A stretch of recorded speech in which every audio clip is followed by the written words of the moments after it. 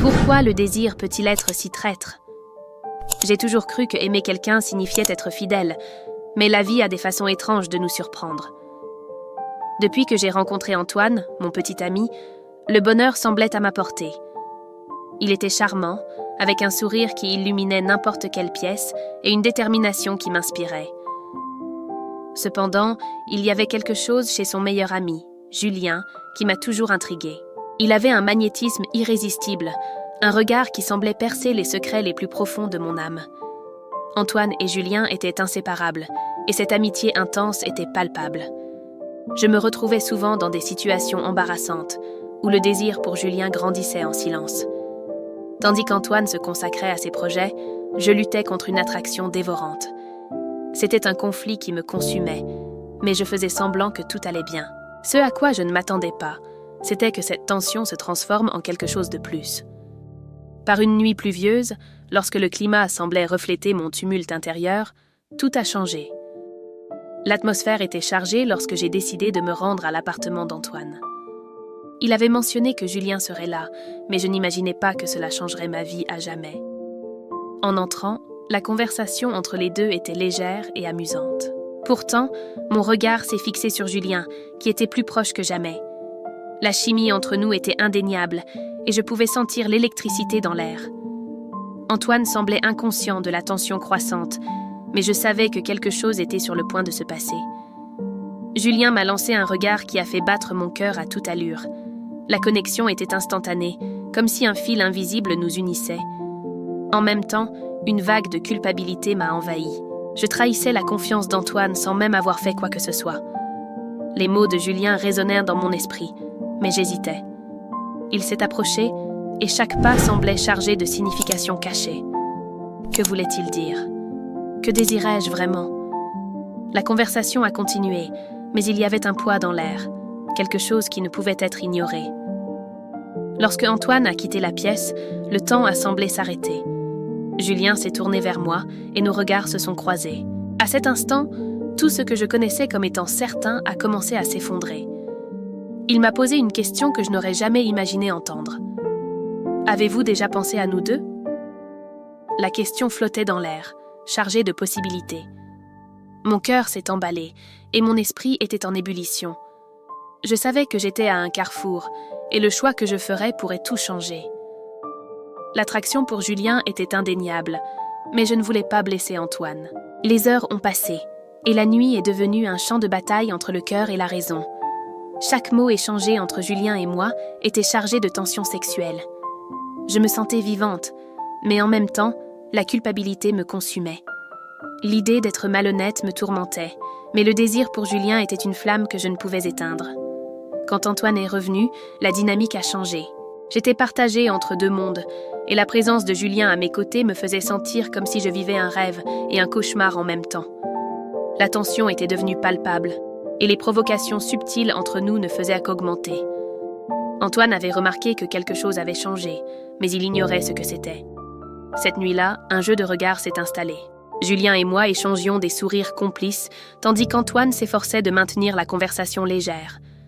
Chaque rire était un rappel de ce qui était en jeu.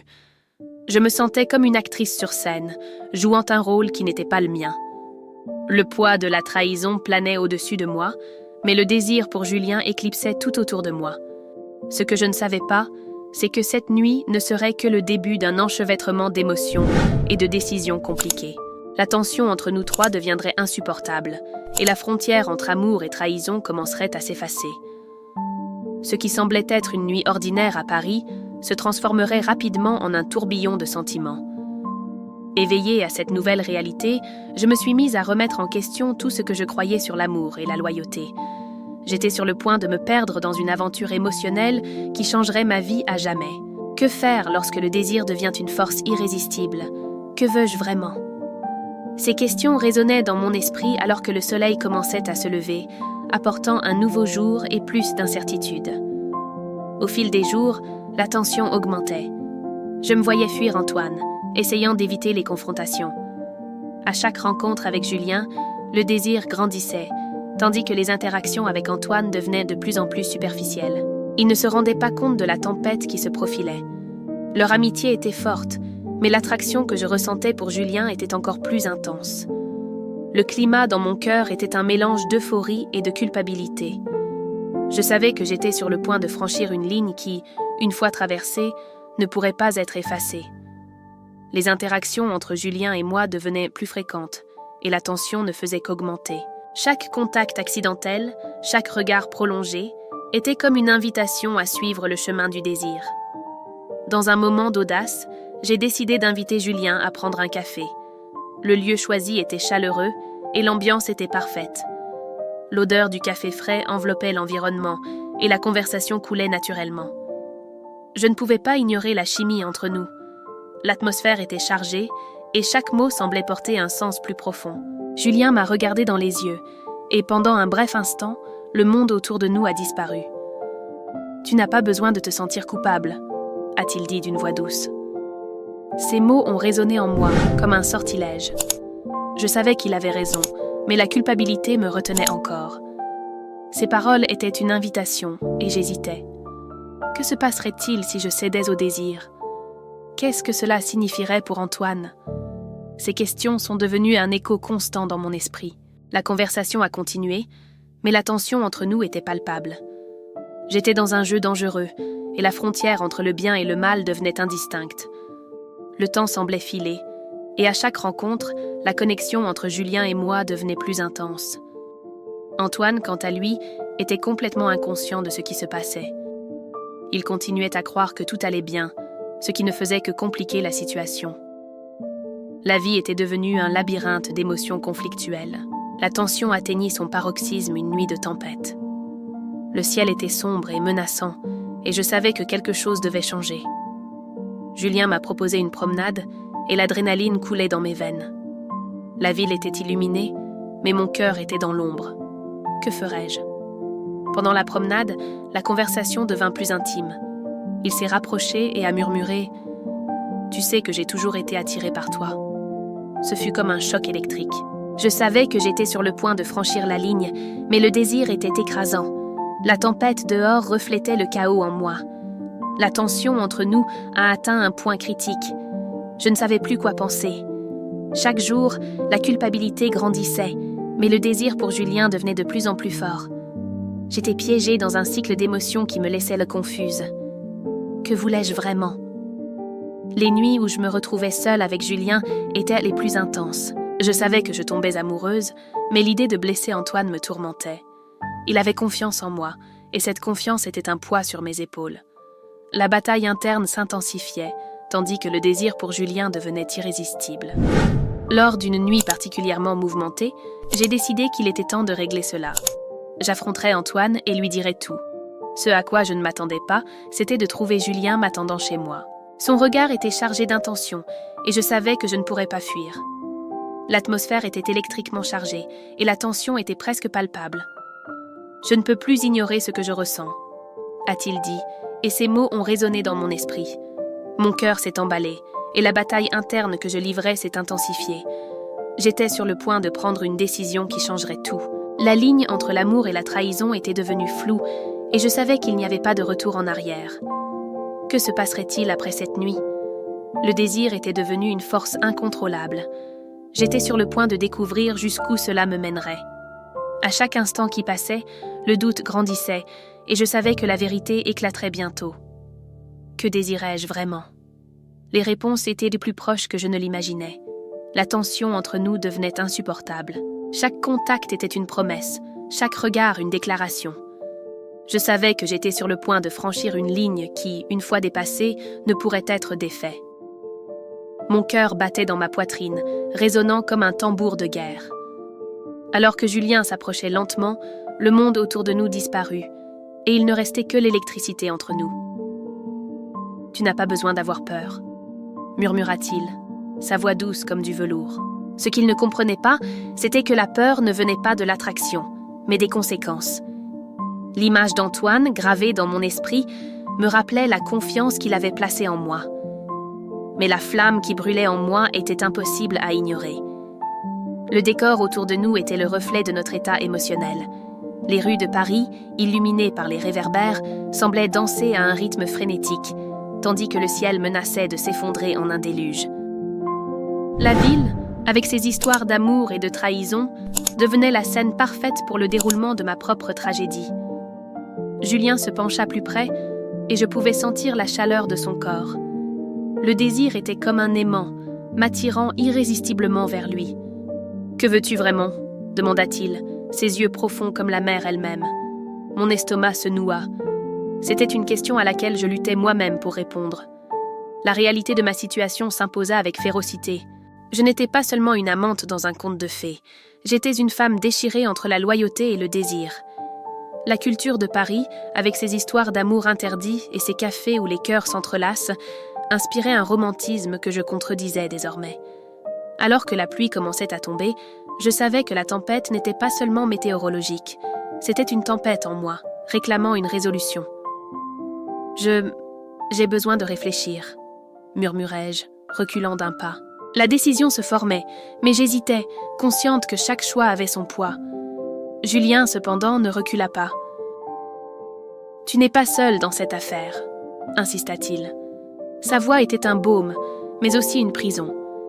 Je le regardais, absorbant la profondeur de ses sentiments. À cet instant, je réalisais que la véritable trahison pourrait ne pas être seulement la déloyauté envers Antoine, mais la trahison envers moi-même, si je n'embrassais pas ce que je ressentais. La lutte interne continuait, et le choix que j'étais sur le point de faire pourrait définir non seulement mon avenir, mais aussi celui d'Antoine et de Julien. L'amour, dans toute sa complexité, était une épée à double tranchant, et j'étais sur le point de la brandir. La pluie tombait plus fort, mais je savais que la tempête en moi était bien plus tumultueuse. Que désirais-je vraiment ? Il était temps de le découvrir. Alors que la pluie s'intensifiait, les gouttes frappant le sol semblaient résonner comme les battements de mon cœur. Je me sentais comme une marionnette dans un théâtre sombre, prise entre les fils invisibles du désir et de la loyauté. Julien s'approcha à nouveau, sa présence presque palpable, comme s'il pouvait me protéger de la tempête. Mais qui pourrait me protéger de moi-même ? « Tu n'as pas besoin de décider maintenant, » dit-il, la frustration commençant à transparaître dans sa voix. Mais la vérité était que l'urgence du choix pulsait en moi, une pression menaçant d'exploser. Chaque seconde qui passait était une torture, une nouvelle couche de tension ajoutée à mon dilemme. Alors, soudainement, une silhouette apparut au coin de la rue. C'était Antoine, dont l'expression inquiète se transforma en confusion en nous voyant. Le monde autour de nous s'arrêta. Son intervention était une interruption inattendue, révélant la gravité de la situation. La pâleur de son visage était un rappel cruel du choix que j'évitais. « Tu vas bien ?» demanda-t-il, ses yeux brillants d'un mélange d'amour et de méfiance. La question résonna dans ma poitrine, telle une flèche en plein cœur. Que dirais-je ?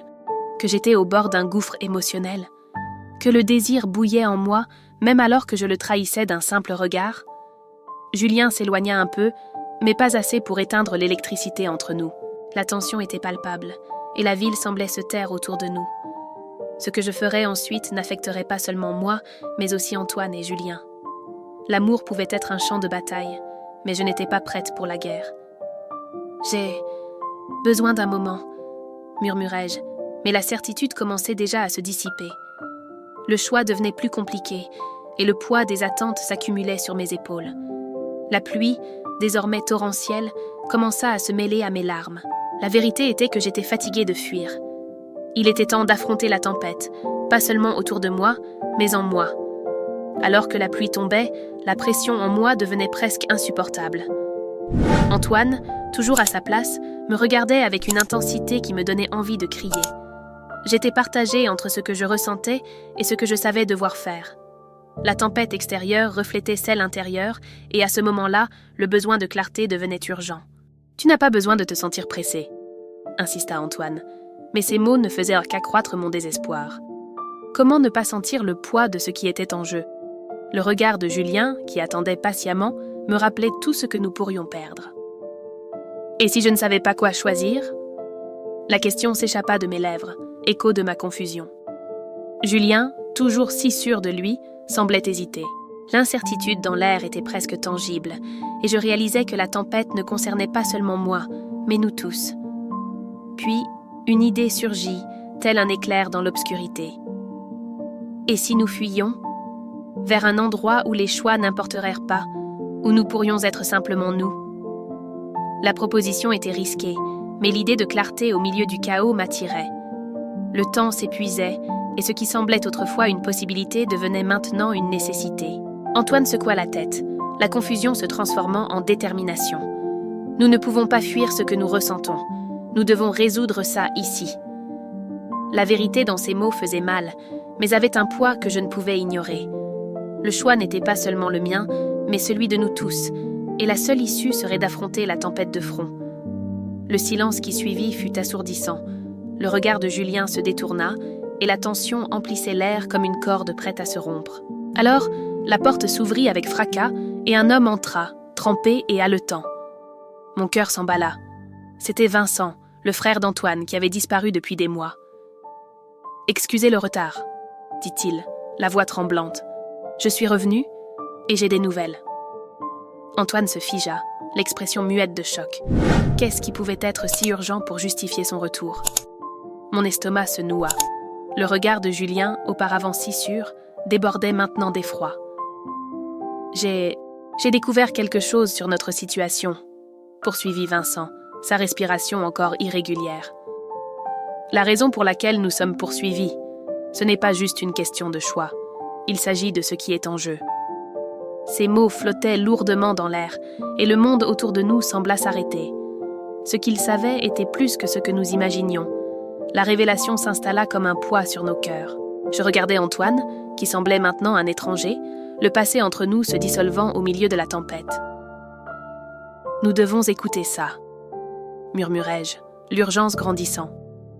Quoi que ce soit, la vérité était sur le point de tout changer. Vincent avança, son regard fixé sur Antoine, comme si le poids de ses paroles l'empêchait de détourner les yeux. L'organisation, ils ne sont pas seulement à nos trousses. Ils ont un plan, quelque chose de plus grand que nous pouvons imaginer. Et j'en fais partie maintenant. Antoine, encore paralysé, secoua la tête. Comment ça? Que veux-tu dire par en faire partie? Je me suis infiltré. J'ai écouté des conversations, suivi des pistes. Ils savent que nous sommes ensemble, et cela les rend plus dangereux. La voix de Vincent tremblait, mais la détermination dans son regard était indéniable. Nous devons nous séparer. Julien inspira profondément, la tension entre nous palpable. Nous séparer? Tu es fou? C'est ce qu'ils veulent. Non, Julien, écoute, insista Vincent en gesticulant. Si nous restons ensemble, nous serons des cibles faciles. Nous devons brouiller nos pistes. Le silence qui suivit était tranchant. Je regardais Antoine, qui avait enfin retrouvé sa voix. Et si on ne se retrouve pas? Et si... Nous devons prendre le risque, dis-je, l'interrompant. Si nous ne faisons rien, nous perdrons la chance de découvrir la vérité. Le dilemme nous entourait. Chacun de nous était maintenant sur un chemin différent, et la seule certitude était que rien ne serait comme avant. Les liens que nous avions allaient être testés de manière que nous n'avions jamais imaginée. Les jours suivants furent un tourbillon d'activités. Je m'étais éloignée d'Antoine et de Julien, absorbant des informations et m'adaptant à une nouvelle réalité. Les réunions clandestines étaient devenues ma routine. Chaque nouvelle découverte sur l'organisation m'obligeait à devenir plus astucieuse, plus prudente. Les ombres dans lesquelles je me mouvais n'étaient pas seulement physiques, c'étaient des défis internes que je n'avais jamais affrontés. Une nuit, dans une salle sombre, un nouvel allié me présenta une carte. « Voici les points stratégiques », dit-il, son doigt traçant des routes que je devais suivre. La responsabilité pesait sur moi, mais elle éveillait aussi une adrénaline que je ne connaissais pas. Au lieu d'hésiter, je pris des décisions rapides, organisant les étapes à suivre. La semaine suivante, une situation critique se présenta. Un informateur devait être secouru et je savais que je ne pouvais pas hésiter. Je rassemblai mon courage et planifiai l'approche. En arrivant sur place, la tension était palpable. Le silence avant l'action se transforma en un cri intérieur, mais au lieu de reculer, j'avançai. Le sauvetage fut un succès. À cet instant, je réalisais que j'avais changé. L'incertitude me poussait désormais, et l'idée de préserver ce que nous avions construit me rendait plus fort. Je n'étais plus le même. Les jours qui suivirent ce sauvetage furent marqués par un rythme effréné implacable. Chaque nouvelle information sur les plans de l'organisation m'amenait à un nouveau niveau d'urgence. Les réunions devinrent plus fréquentes, et l'atmosphère était chargée d'une électricité palpable. Je me sentais comme un joueur d'échecs, anticipant chaque mouvement de l'adversaire, cherchant des vulnérabilités à exploiter. Une nuit, alors que j'étudiais les routes d'évasion sur une carte, un fracas retentit à l'extérieur. Une attaque surprise. L'alerte fut instantanée. L'adrénaline monta et le besoin d'agir s'empara de moi. Sans réfléchir à deux fois, j'organisais les autres, établissant des priorités. « Nous devons évacuer !» criai-je, et en plein chaos, le focus devint ma seule boussole. Nous fûmes forcés de nous diviser. Un groupe resterait pour retarder les ennemis, tandis que l'autre chercherait un abri. Le poids de la responsabilité sur mes épaules était écrasant, mais la détermination pulsait en moi. Chaque seconde comptait. Alors que nous courions, une explosion illumina la nuit et la fumée se répandit, créant un décor apocalyptique. Cependant, il n'y avait pas de place pour la peur. Le clou du spectacle approchait et j'étais prêt à l'affronter. Le son de l'explosion résonnait encore lorsque nous atteignîmes la sortie. L'adrénaline faisait battre mon cœur au rythme effréné de la bataille. En regardant en arrière, je vis le groupe qui avait choisi de rester pour retarder les ennemis, et une vague de gratitude et de tristesse m'envahit. Nous avions besoin d'eux, mais la vie était une monnaie d'échange cruelle. En contournant un coin, quelque chose me fit m'arrêter. Un mouvement rapide dans les buissons. L'un des nôtres, perdu dans la confusion. Sans réfléchir, je retournai pour aider. En m'approchant, je vis que c'était Lucas, mon meilleur ami. Il était blessé, mais il se battait encore. « Vas-y, je ne peux pas !» cria-t-il. La révélation vint lorsque je compris que l'organisation n'était pas seulement un ennemi extérieur. Il y avait un traître parmi nous. Le regard de Lucas se transforma en désespoir quand il révéla que la trahison venait de l'intérieur. Le véritable objectif de l'embuscade, c'était nous, et il avait des informations cruciales. À ce moment-là, je réalisais que je ne pouvais pas le laisser derrière. Avec une force renouvelée, je traînais Lucas vers la sécurité, défiant la logique et les probabilités. La transformation en moi était palpable. Il ne s'agissait plus seulement de survie, mais de loyauté et de courage. Je n'étais plus le joueur. Désormais, j'étais le plateau, prêt à renverser la situation. À la fin de cette bataille, la vie ne serait plus jamais la même. Lucas et moi, survivants d'un affrontement brutal, portions non seulement nos blessures, mais aussi le poids des choix faits. Le groupe qui avait tout sacrifié était devenu partie intégrante d'un souvenir douloureux, un rappel constant de la fragilité de la loyauté. La trahison que nous avions découverte avait jeté une ombre sur nos victoires, mais elle nous avait également unis d'une manière que je n'avais jamais imaginée. Désormais, notre lutte devenait une quête de justice et de vérité, façonnant l'avenir de notre monde. Et ainsi, se termine un autre chapitre de cette histoire pleine de passion, de trahison et de rebondissements émouvants. Mais le désir vaut-il le risque? Les choix faits auront-ils des conséquences irréversibles? Ces questions restent en suspens, et les prochains épisodes promettent encore plus de surprises et de moments intenses. Si vous êtes resté captivé par chaque mot et que vous souhaitez savoir comment cette intrigue se déroule, n'oubliez pas de vous abonner à la chaîne et d'activer la cloche de notification. Ainsi, vous serez le premier à savoir quand une nouvelle vidéo sera mise en ligne. Laissez votre commentaire en racontant ce que vous feriez à la place des personnages. Votre opinion est très importante pour nous et aide à créer des histoires encore plus captivantes. Et bien sûr, partagez cette vidéo avec des amis qui aiment aussi une bonne narration pleine d'émotions. Aimez, commentez, partagez et préparez-vous pour les prochains chapitres, car ils seront encore plus surprenants. On se voit dans la prochaine vidéo.